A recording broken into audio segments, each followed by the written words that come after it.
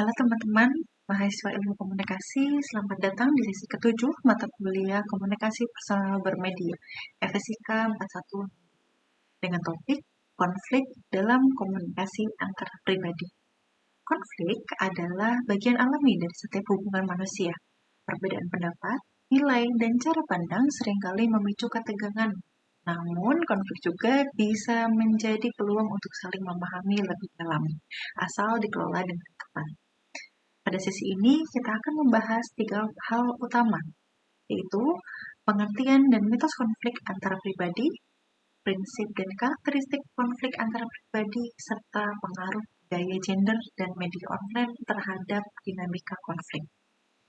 Melalui pembahasan ini, teman-teman akan belajar bagaimana mengidentifikasi sumber konflik dan memahami respon yang tepat dalam berbagai situasi komunikasi personal. Sampai jumpa di kelas tutoran.